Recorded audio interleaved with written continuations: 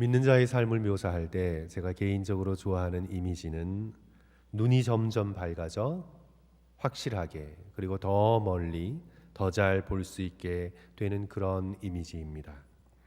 맹인인 바디메오의 눈이 띄어진 것처럼 전혀 보이지 않다가 예수께서 만져주셔서 눈이 열리고 또 점점 밝게 확실하게 보게 되는 이야기, 우리 모든 신자들의 이야기입니다. 예수님을 알기 전에 우리의 시력은 근시안이었습니다. 앞의 것밖에 보지 못했습니다. 당장 내가 먹고 살 것, 이 세상살이 밖에는 볼 수 없었습니다. 근시안적이죠. 앞의 것밖에는 볼 수가 없습니다. 제가 좀 눈이 나쁜 편인데요. 안경 도스라고 하죠. 보통 한 마이너스 7.5에서 8 정도 되는데 6 정도 되면 고도 근시라고 합니다. 그래서 저는 안경을 벗으면 사실 걷기가 조금 힘들 정도로 당장 앞도 잘 보이지 않습니다. 교우들 가운데 저보다 눈이 나쁘신 분들 여러 계시는 것으로 알고 있는데요. 성도 여러분, 동물 중에도 이 양이 시력이 굉장히 좋지 않다고 합니다. 청력은 그런대로 괜찮은 편인데 시력은 좋지 않습니다. 안경도수로 치자면 약 한 마이너스 10 정도의 시력을 갖고 있다고 알려져 있습니다. 앞에 있는 것만 간신히 봅니다. 그리고 앞에 있는 풀을 뜯어먹으면서 그냥 나아갑니다. 하나님께서 또 예수 그리스도께서 우리를 양이라고 할 때 그 시력적인 면에서는 딱 맞는 것입니다. 우리가 먼 앞을 내다볼 수 없을 때 두려움을 쉽게 느낍니다. 제가 만약 안경을 벗고 걸어야 한다면 두려움을 느낄 것입니다. 저 앞에 멀리 무엇이 있는지 보이지 않기 때문에 두려움을 당연히 느끼게 될 것 같습니다. 근시안적인 삶은 두려울 수밖에 없습니다. 당장의 앞만 보는 삶은 두려움을 느낄 수밖에 없습니다. 그러나 예수 그리스도께서는 우리의 눈을 밝혀주시며 우리에게 반복해서 말씀하고 계십니다. 두려워하지 말라, 두려워하지 말라 말씀하고 계십니다. 오늘 4절 말씀 다시 보시면 내가 내 친구 너희에게 말하노니 몸을 죽이고 그 후에는 능히 더 못하는 자들을 두려워하지 말라. 또 7절 말씀 보면 너희에게는 심지어 머리털까지 다 세이신 바 되었나니 두려워하지 말라. 너희는 많은 참새보다 더 귀하니라. 예수께서 우리의 근시안적인 눈을 열어주시면서 우리로 멀리 보게 하십니다. 더 자세하게 보게 하십니다. 그러면서 두려워하지 말라고 우리에게 가르쳐 주시고 계시지요. 저는 오늘 본문 말씀에서 근시안적인 삶과 대비되는 두 가지의 삶에 대해서 우리 성도 여러분과 함께 말씀을 나누기를 원합니다. 첫 번째로 사람에서 눈을 들어 하나님을 바라보게 될 때 우리는 두려움을 벗어날 수가 있습니다. 근시안적인 삶을 살고 있다는 증거는 내가 당장 눈앞에 드러나는 사람만 바라본다는 것이죠. 그리고 그 사람을 무서워한다는 것입니다. 그 사람의 비유를 맞추려고 한다는 것입니다. 당장 눈앞에 보이는 사람만 바라보고 인생을 산다는 뜻이죠. 1절의 말씀에서 예수 그리스도께서는 바리새인들의 누룩을 주의하라고 경고하셨습니다. 여기서 누룩이란 누룩처럼 쉽게 퍼지는 위선입니다. 12장 1절 후반부를 보시면 예수께서 먼저 제자들에게 말씀하여 이르시되 바리새인들의 누룩 곧 외식을 주의하라. 외식, 이 위선은요 근시안적인 삶의 결과입니다. 당장 사람만 바라보고 사람에게서 어떤 인정을 받으려고 하는, 사람에게서 당장 위로를 얻으려고 하는 근시안적인 삶의 결과가 바로 위선적인 삶입니다. 지금 있는 사람에게 잘 보이고 싶어요. 지금 있는 사람에게 종교적이라고 인정받고 싶어요. 사람들에게 칭찬을 듣고 싶어요. 사람들에게 박수를 받고 싶어요. 근시안적인 것입니다. 당장 눈앞에 사람밖에 보이지 않기 때문에 근시안적으로 살아갑니다.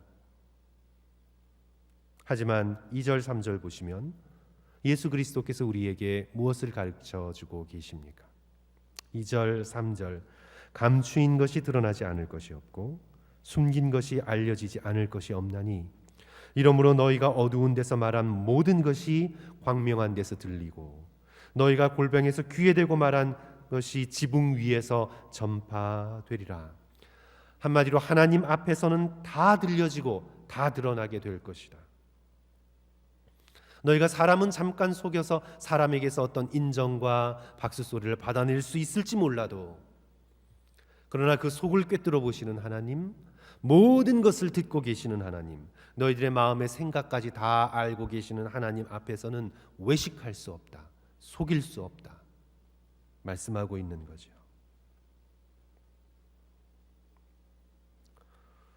요즘 한국에선 대통령 후보자들에 대한 여러 가지 사실이 폭로되면서 국민들이 당황해하고 있습니다.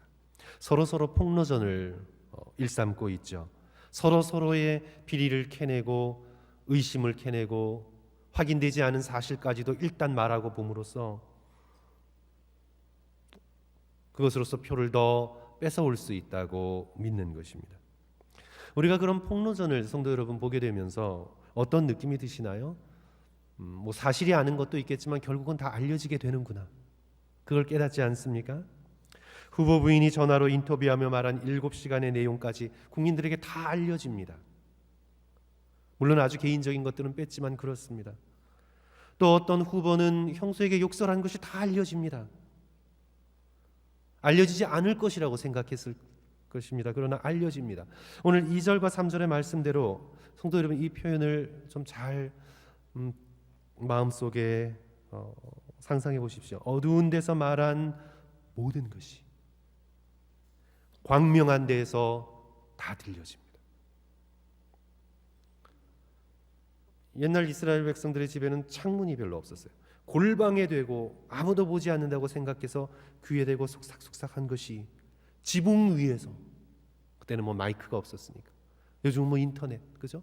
지붕 위에서 다 전파된다는 말씀입니다. 물론 비유적인 말씀이지만 이 말씀이 우리에게 증거하고 있는 바는 대통령 후보들뿐만 아니라 모든 사람이 하나님 앞에 서게 될 때 우리의 눈과 귀와 입술의 주인이신 하나님 앞에 우리의 모든 것이 전부 다 알려지게 된다는 것이지요. 근시안적으로 당장 사람만 바라보고 사람을 속이고 사람에게서 인정을 얻으려는 삶을 살다가 예수 그리스도께서는 이제 우리로 하여금 하나님을 바라보게 하십니다. 우리의 영적인 실제인 하나님 앞에서 우리가 살아가야 할 것을 요구하고 계시는 것이죠. 이것은 또한 피해를 당한 사람들에게 위로의 말씀입니다. 알려지지 않아서 그렇지 억울한 일을 당하고 가슴속에 묻고 사는 사람들이 얼마나 많겠습니까? 이리저리 서로 짜고 특혜를 주고받고 힘없는 사람들은 앉아서 당하고 말할 수 없으니 폭력을 행사하고 억울하게 짓누르고 이 사회가 얼마나 불공정합니까? 얼마나 억울합니까? 구약에 나타난 나봇의 포도원 사건만 보더라도 그렇습니다. 나봇이 얼마나 죽어가면서 억울했겠습니까? 아합 왕과 이세벨이 자신의 능력, 자신의 권력을 앞세워 거짓 증언을 세우고 나봇을 몰아붙여 결국 돌로 쳐서 죽이고 그 포도원을 자신의 소유로 빼앗고 나봇의 입장에서는 얼마나 억울하겠습니까? 기록된 사건이 나봇의 포도원 사건 하나여서 그렇지 기록되지 않고 알려지지 않은 수많은 억울함의 외침이 얼마나 많겠습니까? 우리는 다윗 왕을 높이지만 성도 여러분 우리야가 얼마나 억울하겠습니까?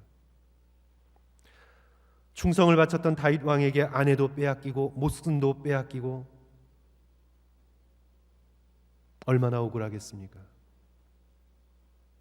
하지만 그 모든 억울함을 하나님께서 남김없이 다 풀어주시고 갚아주신다.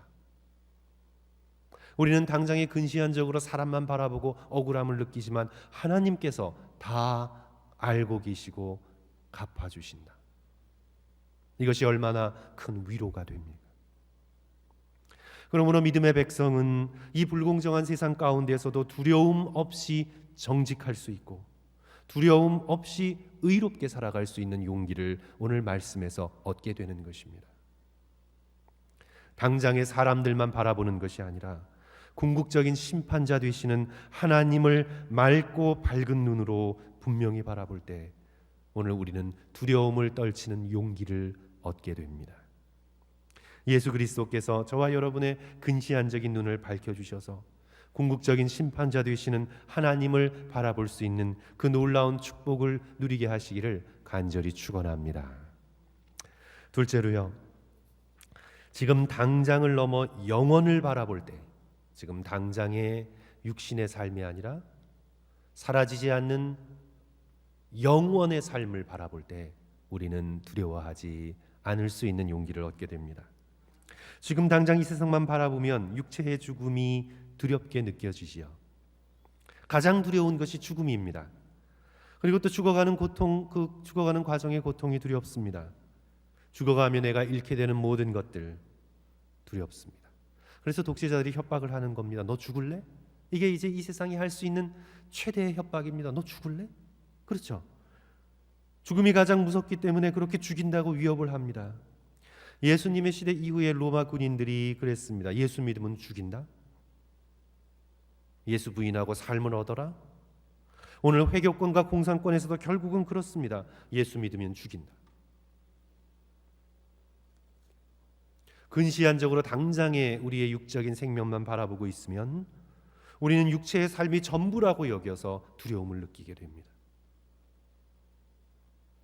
하지만 하나님께서 예수 그리스도께서 우리의 눈을 열어주셔서 우리의 생명이 이 육적인 생명으로 끝나는 것이 아니라 하나님의 우편에 서 계신 예수 그리스도를 바라보고 이 땅의 삶이 천국의 영광스러운 삶으로 이어지게 된다는 것을 발견하게 될 때 우리의 근시안이 열리고 영원을 바라보게 될 때 우리는 죽음을 이길 수 있는 그런 담대함의 능력을 얻게 되는 것입니다. 이것이 오늘 4절의 말씀입니다.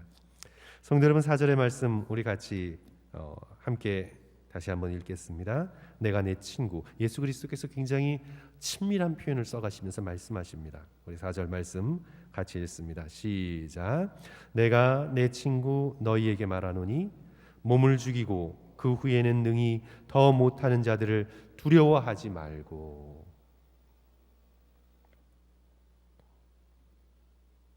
몸을 죽이고 그 후에는 아무것도 못하는 자들, 몸밖에 손댈 수 없는 자들, 몸밖에 어찌할 수 없는 자들, 이런 자들을 두려워하지 말라.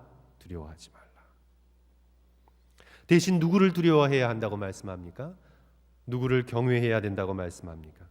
몸을 죽일 수 있을 뿐만 아니라 영혼을 지옥에 멸할 수 있는 그분을 두려워하라. 하나님 한 분을 두려워하라. 두려움을 두려움으로 이기는 것이죠. 작은 두려움을 하나님을 향한 큰 경외함으로, 하나님을 두려워함으로 작은 두려움들을 이겨나가는 것입니다. 사람에 대한 두려움을 하나님에 대한 두려움으로 극복해 나가는 것입니다. 우리가 두려워하는 하나님은 어떤 하나님이신가? 참새의 목숨까지도 소중히 여겨 돌보시는 우리 하나님은 자비로우신 하나님이십니다.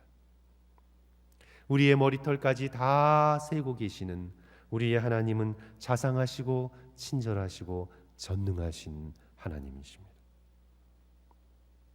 우리가 하나님의 자비와 하나님의 친절하심과 하나님의 무한히 능력이 크심을 알게 될 때 우리는 사람들을 두려워하지 않을 수 있는 용기를 얻게 됩니다. 우리 6절과 7절 말씀 잘 알려진 말씀이죠. 마태복음에 있는 말씀이 더 잘 알려진 그런 표현으로 되어 있는 말씀인데 누가복음 말씀도 동일합니다. 참새 5마리가 두 아싸리 요에 팔리는 것이 아니냐. 그러나 하나님 앞에는 그 하나도 잊어버리신 바 되지 아니하는도다. 인간의 눈으로는 팔려가서 저 참새는 끝났구나. 저 이제 곧 구이가 되겠구나. 죽겠구나. 인간의 눈으로는 이제 저거는 잊어버려졌구나. 끝났구나. 하지만 하나님은 잊지 않으신다는 말씀이에요. 참새까지도 잊지 않으시는 하나님께서 오늘 우리를 잊으시겠습니까? 잊지 않으신단 말씀이죠. 너희에게 심지어 머리털까지 다 세신 바 되었으니 두려워하지 말라. 머리털까지도 하나하나 카운트하시는 하나님께서 우리를 빼먹으시겠어요? 하나 둘 세다가 건너뛰고 실수하시겠어요? 아니에요. 우리 한 존재, 한 사람, 우리가 볼 때 미천하게 보이는 있으나 마나한 것처럼 보이는 한 생명도 하나님께서는 빼지 않고 다 세고 계십니다. 그러면서 말씀하시기를 두려워하지 말라. 너희는 많은 참새보다 더 귀하니라. 하나님께서 세고 계시고 알고 계시고 잊지 않으신다는 오늘 믿음의 백성을 향한 절대적 확신을 가져다주는 예수 그리스도의 선언이시죠. 우리의 몸뿐만 아니라 영을 주관하시는 분, 우리의 현재의 삶뿐만 아니라 영원한 운명의 주관자 되시는 하나님, 그 하나님께서 오늘 믿음의 백성들을 귀하게 여기신다는 위로의 말씀입니다. 그러므로 아무것도 두려워하지 않을 용기를 얻게 됩니다. 하나님을 바라볼 때 지금 당장의 근시안적으로 사람만 바라볼 때가 아니라 눈을 들어 이 영광스럽고도 이 인자하시고도 자비로우신 하나님을 바라볼 때 우리는 죽음을 이기고 사람을 뛰어넘는 놀라운 용기를 얻게 되는 것입니다. 오늘 우리는 하나님의 이 자비와 친절과 능력에 힘입어 믿음의 백성들은 어떤 사람 앞에서 삶을 살아가던, 그 사람이 어떤 사람이든 어떤 상황 가운데서든 주님을 시인하고 고백하는 용기를 얻게 됩니다. 8절과 9절 말씀 성도 여러분 다 같이 함께 읽습니다. 8절과 9절 내가 또한 시작. 내가 또한 너희에게 말하노니 누구든지 사람 앞에서 나를 시인하면 인자도 하나님의 사자들 앞에서 그를 시인할 것이요 사람 앞에서 나를 부인하는 자는 하나님의 사자들 앞에서 부인을 당할 것이니라. 아멘. 기원 후 한 320년경 니사의 그레고리라는 주교에 의해서 알려지게 된 세바스타의 40명의 순교자의 이야기가 있습니다. 이제 지금의 아르메니아 지역을 관할하던 로마 12군단에서 발생한 일이었습니다. 그 로마 군인 중 40명이 그리스도인이었습니다. 그러나 리시니우스라는 황제가 칙령을 내리게 되죠. 모든 로마 군인들은 로마의 신들에게 반드시 분향해야 된다. 그리하여 로마에 대한 충성을 맹세해야 된다. 황제에 대한 충성을 맹세해야 된다. 그렇게 칙령을 내립니다. 그렇지 않으면 반역자로 여겨 처형할 것이다. 그런데 이 40명의 그리스도인 군사들이 그 칙령을 거부합니다.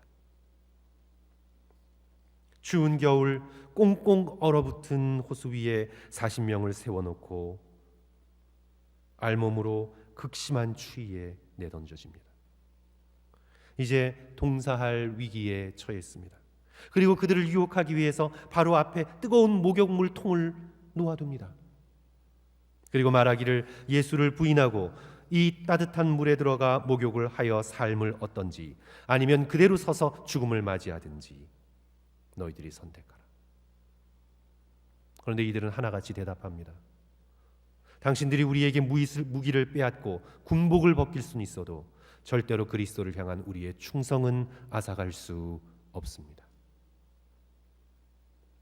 그러면서 서로를 격려하며 그 당시에 잘 알려진 찬송가인 우리는 그리스도를 위한 순교자라는 노래를 부르며 극심한 추위에서 견디다 하나 둘씩 쓰러져 결국은 순교하게 됩니다.